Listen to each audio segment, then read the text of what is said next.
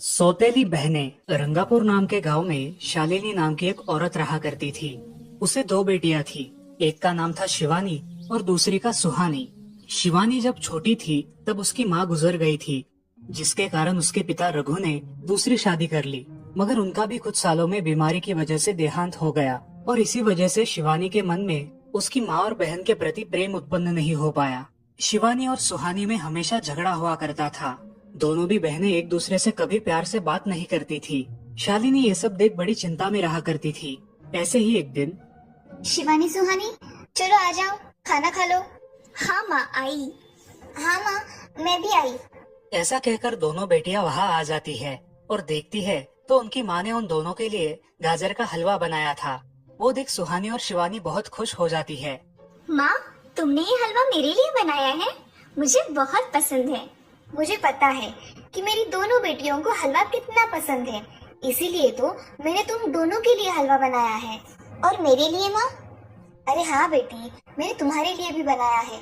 चलो अब जल्दी से खा लो, तुम दोनों को कॉलेज भी तो जाना है ना? जी माँ, मैं ये कटोरी ले लूँ? मुझे जल्दी पहुँचना है कॉलेज में। हाँ ले लो। और सुहानी, तुम ये वाली कटोरी ले लो। जी माँ। दोनों भी हलवा खाती है और एक दूसरे की ओर बहुत गुस्से से देखकर वहाँ से चली जाती है। वो दोनों भी कॉलेज में एक साथ पढ़ा करती थी। फर्क सिर्फ इतना था कि शिवानी 3rd ईयर में थी और सुहानी 1st ईयर में। उन दोनों में 2 साल का अंतर था। फिर भी दोनों में हमेशा नोकझोंक हुआ करती थी, जैसे कि वो दोनों एक दूसरे के दुश्मन हो। ऐसे ही एक दिन दीदी, मेरी कॉलेज की ट्रिप जाने वाली है, तुम्हारी भी ट्रिप जाने वाली है क्या? हाँ, मेरी भी जाने वाली है, मगर मेरा जाने का मन नहीं है। क्यों दीदी? क्योंकि वहाँ पे तुम हो। मुझे भी कोई शौक नहीं है तुम्हारे साथ आने का, मैंने ऐसे ही पूछ लिया। मैं जा रही हूँ। शिवानी और सुहानी एक दूसरे की ओर मुंह फेरकर वहाँ से चली जाती है। अगले दिन दोनों भी कॉलेज में जाती है। तब उनके टीचर उनसे पूछते हैं, शिवानी, तुम कॉलेज की ट्रिप में आने वाली हो? जी सर, मैं आने वाली हूँ। ठीक है, मैं तुम्हारा नाम लिखवा देता हूँ। जी सर। ऐसा बोलकर टीचर ट्रिप के लिए जाने वाले विद्यार्थियों की लिस्ट बना लेते हैं। घर आकर शिवानी और सुहानी ये बातें अपनी माँ को बताती है।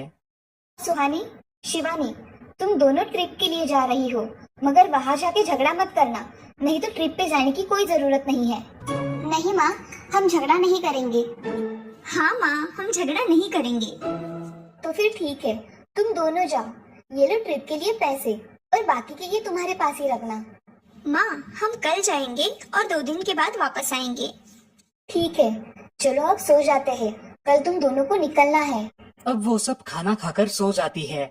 अगले ही दिन सुबह उठकर वो दोनों भी अपने अपने बस में बैठकर ट्रिप के लिए निकल जाती है और इधर शालिनी अपने काम में व्यस्त हो जाती है। ऐसे ही कुछ देर बाद शालिनी को शिवानी का फोन आता है। माँ, हम दोनों यहाँ ट्रिप की जगह पहुँच गए हैं। अच्छा बेटी, तुम दोनों ठीक हो ना? हाँ माँ, मैं रखती हूँ, हमें यहाँ अलग अलग स्पॉट देखने जाना है। ठीक है, और जब वक्त मिले तो फोन कर देना। हाँ माँ, अपना और सुहानी का ख्याल रखना। हाँ माँ। फोन रखने के बाद शिवानी और उसके क्लास के सारे दोस्त वहाँ की एक जगह देखने जाते हैं। सुहानी भी उसके क्लास के साथ एक दूसरी जगह देखने निकल जाती है। सारे बच्चे एक साथ घूमकर वापस आते हैं। शिवानी सुहानी को ढूंढती है, मगर सुहानी उसे कहीं दिखाई नहीं देती। इसीलिए शिवानी को बड़ी चिंता होने लगती है। अरे, ये सुहानी कहाँ रह गई?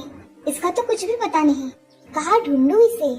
तभी शिवानी को सुहानी दिखाई देती है और उसके जान में जान आ जाती है। सुहानी, कहाँ गई थी तुम? मुझे कितनी चिंता लग गई थी तुम्हारी। अरे, मैं यहाँ ही थी मेरी सहेलियों के साथ, मुझे कुछ नहीं हुआ। ऐसा बोलकर सुहानी वहाँ से चली जाती है। दूसरे दिन सब लड़के लड़कियाँ जल्दी उठकर अपनी तैयारी कर लेते हैं और पहाड़ पर जाने के लिए निकलते हैं। वो सब आज थोड़ा घूमकर शाम तक निकलने वाले थे। सब विद्यार्थी एक हिल स्टेशन देखने चले जाते हैं। शाम होने तक उस पहाड़ी का मजा उठाते हैं, लेकिन सुहानी बिना किसी को बताए उस पहाड़ी के एक अनजान हिस्से में चली जाती है। वहाँ का मनमोहक दृश्य देखते देखते गलती से उसका पैर फिसल जाता है और वो वहाँ से नीचे गिर जाती है। शाम हो जाने के कारण सभी विद्यार्थी वहाँ से निकलने लगते हैं और यहाँ सुहानी एक पेड़ के सहारे उस पहाड़ी की चोटी पर लटकी रहती है। शिवानी सभी विद्यार्थियों में अपनी बहन को ढूंढती है, लेकिन वो उसे कहीं नहीं मिलती। सुहानी को ढूंढते ढूंढते शिवानी वापस उसी पहाड़ी के पास आती है और उसे आवाज लगाती है। सुहानी, सुहानी कहाँ हो तुम? दीदी मैं यहाँ हूँ, बचाओ मुझे, मैं यहाँ हूँ। सुहानी की आवाज की ओर जाते ही उसे पता चलता है कि सुहानी पहाड़ी पर लटकी है। ये सब देखकर शिवानी बहुत घबरा जाती है। शिवानी अपनी पूरी ताकत लगाकर उसे ऊपर खींच लेती है। तुम यहाँ क्यों आई थी? अगर तुम्हें कुछ हो जाता तो मैं क्या करती? माँ को क्या जवाब देती? दीदी मेरा पैर फिसल कर मैं वहाँ गिर गई। मैंने बहुत आवाज दी मगर मेरी आवाज किसी ने नहीं सुनी। तुम ढूंढते हुए आई और मुझे बचा लिया। तुम दुनिया की बेस्ट दीदी हो। हाँ सुहानी, चलो अब घर जाने के लिए देर हो जाएगी, बस निकल जाएगी। सुहानी को ऊपर खींचते वक्त शिवानी के हाथ पर बहुत सारे जख्म हो गए थे, इसीलिए सुहानी अपनी ओढ़नी फाड़कर उसके हाथ पे बांध देती है और अब वो दोनों बस के पास चले जाते हैं। क्या हुआ है शिवानी, हाथ से खून बह रहा है तुम्हारे? कुछ नहीं सर, मैं वहाँ पे गिर गई थी, अब मैं ठीक हूँ। टीचर और सारे छात्र गाड़ी में बैठकर घर जाने के लिए निकलते हैं। घर आने के बाद शिवानी सारी हकीकत अपनी माँ को बताती है और वो सब सुनकर माँ दोनों को गले लगाकर रोने लगती है। तुम दोनों एक दूसरे के साथ होते हो इसीलिए मुझे कोई टेंशन नहीं रहता, मगर मेरी बच्चियों खुद का भी ख्याल रखा करो। उस दिन के बाद दोनों सौतेली बहनों ने अपने बीच की सब नोकझोंक बंद कर दी और हंसी खुशी सगी बहनों की तरह रहने लगी। दोस्तों, इस कहानी से हमें ये सीख मिलती है कि हम सबको एक दूसरे के प्रति द्वेष की भावनाएं छोड़कर प्यार से रहना चाहिए। चंदनपुर नाम के गांव में चंपा नाम की एक औरत रहती थी। पति, 2 बच्चे और एक बेटी, ऐसा उनका पूरा परिवार था। उसका पति श्रीधर पोस्ट ऑफिस में जॉब करता था। उसके कमाई से ही घर चलता था। चंपा ने अपने घर के सामने एक छोटी सी दुकान खोल के रखी थी। उससे उसे जो भी मुनाफा होता वो अपनी बेटी की शादी के लिए जमा करके रखती। ऐसे ही बहुत दिन बीत जाते हैं। अब बच्चे भी बड़े हो जाते हैं। बड़ा बेटा अशोक डॉक्टर और छोटा बेटा रवि वकील बन जाता है और दोनों अपनी ट्रेनिंग पूरी करने लगते हैं। एक दिन उनकी बहन ज्योति के लिए एक अच्छा रिश्ता आता है और ज्योति की शादी पड़ोस के गांव के सरपंच जी के बेटे से हो जाती है। ज्योति बहुत ही कामचोर और गुस्सा करने वाली होती है। इसी कारण उसके ससुराल से उसे निकाल दिया जाता है। वो अपने पति को लेकर अपने मायके रहने आती है। अब चंपा का जमाई दुकान चलाता है और चंपा और ज्योति आराम से वहाँ रहती है। अरे ज्योति, जरा अपने कामचोर पति को कुछ काम करना क्यों नहीं सिखाती हो? कुछ काम का नहीं है वो। अरे हाँ माँ, उनके पिताजी ने तो उन्हें ही घर से निकाल दिया और हमारे माथे मर दिया। जाने दो, पति है। माँ और बेटी इसी तरह तानेबाजी करती रहती। अब बड़े बेटे अशोक की शादी उन्हीं के गांव के एक लड़की से करा दी गई, लेकिन उस लड़की से भी चंपा बहुत काम करवाती और वो बेचारी सासू माँ का आदर करके सब काम चुपचाप करती थी। एक दिन वो काम करके थक गई और एक जगह पर बैठ गई। ए कामचोर कमला, इतना सारा काम पड़ा है घर में, क्या वो तुम्हारा बाप आके करेगा? चलो उठ, काम कर। हाँ हाँ माँ जी, करती हूँ। ऐसा कह के कमला अपने काम पर लग जाती है और सारा काम खत्म कर देती है। चंपा अपने बेटे अशोक से घर आने के बाद चुगलियां किया करती थी। अशोक घर आकर कमला को बहुत भला बुरा कहता और कभी कभी तो उस पर हाथ भी उठाया करता था। ये सब रवि देखा करता था और रवि को बहुत बुरा लगता था। अशोक मारने आता तो रवि बीच में पड़ जाता और माँ बाप को डांटता था और वही झगड़ा खत्म हो जाता था। ऐसा बहुत दिन चलता रहा। रवि को रंजना नाम की एक लड़की बहुत पसंद थी, जो कि एक न्यूज रिपोर्टर थी। क्या तुम मुझसे शादी करोगी? मुझे तुम बहुत पसंद हो। हाँ, मगर रवि, तुम्हारे घर में तुम्हारी माँ का बर्ताव मुझे बिल्कुल पसंद नहीं है, इसीलिए पहले तुम इसका कोई हल निकालो। अरे रंजना, मैं हूँ ना तुम्हारे साथ, तुम्हें टेंशन की क्या बात है? मगर रवि, तुम भी अगर मुझे मारने पीटने लगे तो मैं तुम्हें कोर्ट में खींचूंगी। अरे हाँ बिल्कुल, वो तो तुम्हारा अधिकार है। अगले दिन रवि अपने घर में रंजना के बारे में बताता है। रवि की माँ चंपा उसे साफ मना कर देती है। रवि, तुम्हें कुछ समझ आता है या नहीं? अपनी बिरादरी की लड़की से शादी करो बेटा। इस घर में ये आखिरी शादी है और मेरे भी कुछ अरमान है बेटा। अजी, आप कुछ कहते क्यों नहीं? हाँ बेटा, तुम्हारी माँ सही कह रही है, तुम इसकी बात मान जाओ बेटा।